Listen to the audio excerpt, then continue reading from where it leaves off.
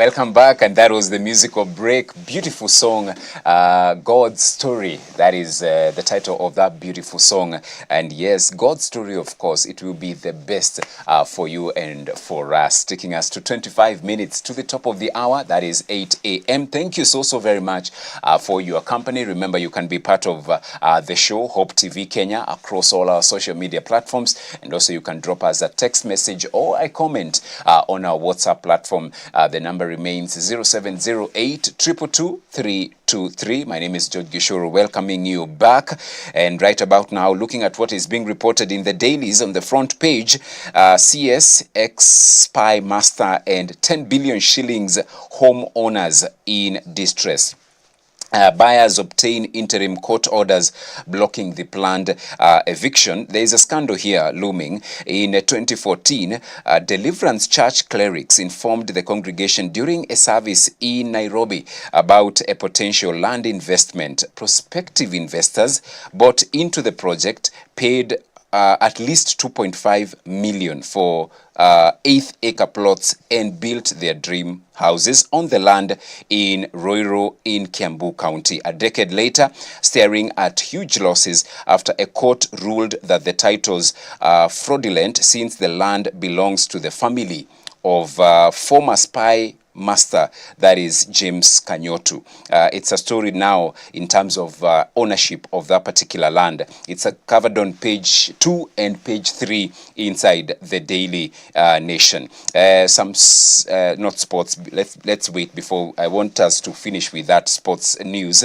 Matiang'i takes on Ruto as 2027 rivalry escalates. It's a story that is covered on page 6 inside the Daily Nation. And corruption proceeds. Obado allies lose 500 million shillings properties. It's on page number 3. And then I see here Kenya's Golden Stars conquer the Berlin Marathon, and it was a Kenyan affair in the Berlin Marathon yesterday as they did exploits on the streets of Berlin. Kenyans winning the race in Berlin, and of course the story came to an end yesterday. The beautiful story that has been happening in Tokyo, that is in Japan, in the World Athletics Championships, and Kenya completes historic gold sweep from 800 meters to marathon. And I was looking at this particular statistic,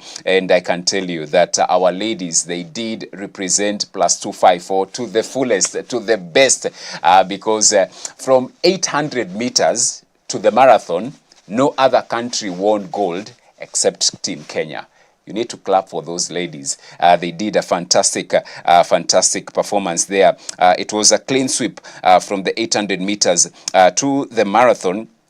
And let's start with how they won it. Lilian Odira won gold in the 800 meters. And then in the 1500 meters, Faith Kipyegon followed with a gold. And then 3000 meters steeplechase, Faith Cherotich. And then 5000 meters, Beatrice Chebet. Actually, she won a double, 5000 meters and 10,000 meters gold. And of course, for the marathon, it was won by Perez Jepchirchir in the marathon. And of course, we saw Emmanuel Wanyonyi winning gold, that is in the men's 800 meters. And so it was a historic gold sweep from 800 meters to the marathon, and we congratulate the ladies and the gentlemen for the same. And Kenyan track queens completed a remarkable sweep of world titles, with their compatriot putting the icing on the cake by winning the men's 800 meters race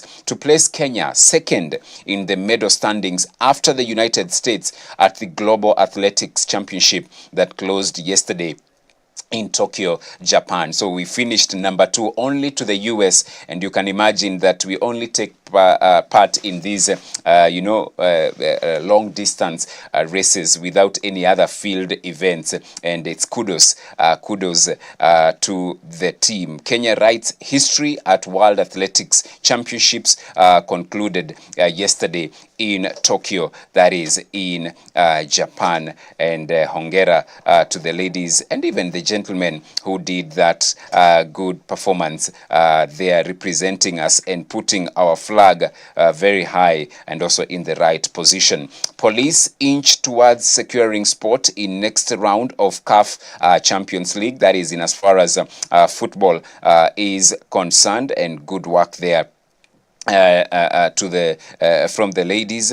And Kenya's Sebastian Sawe, Rosemary Wanjiru win Berlin Marathon. That is in as far as athletics is concerned. And that is the Daily Nation and what they are reporting this morning. Let's go now to the Standard newspaper and what they are reporting.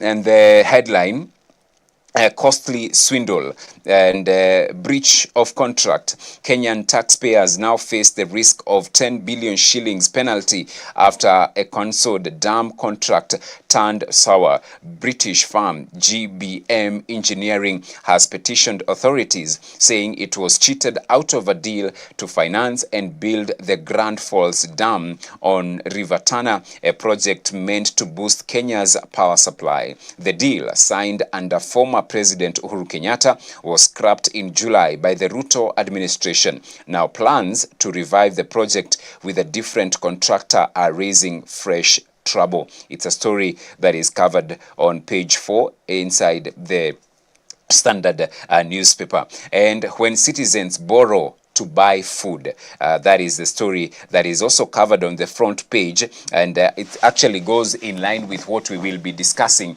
this morning on the financial fitness segment on debt management. And so, pain of Rutonomics, they say. Kenyans now borrow more than 13 billion shillings a month from digital lenders, mostly to put food on the table. It's a stark picture of a nation struggling to survive, with families left juggling empty plates and empty wallets. And that's a story that also we will be asking and going into details with our guest this morning. That is in as far as borrowing borrowing to buy food, and we will be looking at that. And of course, this is another story that also covered on Nation. Kenya clinches second position at World Athletics Championships, and riddle of Kenya's International Crimes Act number no one wants to touch. All right, what is happening there? Read that inside the Standard. And healthcare stakeholders question Ruto's SHA sponsorship approach. All right. Legislators resume House sittings with long to-do list, and that's a story that also you can get there. And then you can read other stories that are there. Hope meets high fashion in the glam gospel anthem one day, and so you can read that as well. And Wetangula calls for Western unity, warns against disunity ahead of 2027. The pullout this morning, the health and science pullout: caring for dementia, who bears the burden? And when your mother forgets your name, the roles reverse. You become her memory, her guardian, her everything. And this is the story of many daughters in Kenya, and it's a story that is on pages 4 and 5. And then unpaid work, tired mothers, dying children. It's a story that is covered on page 2. And deaths behind closed doors. They're tackling the menace of abortion in the nation, and it's covered on page 8 inside the Standard newspaper. Let's go to the Business Daily this morning and what they are reporting in as far as the business news are concerned. And they say the headline: top banks fail CBK test on large borrowers default risk.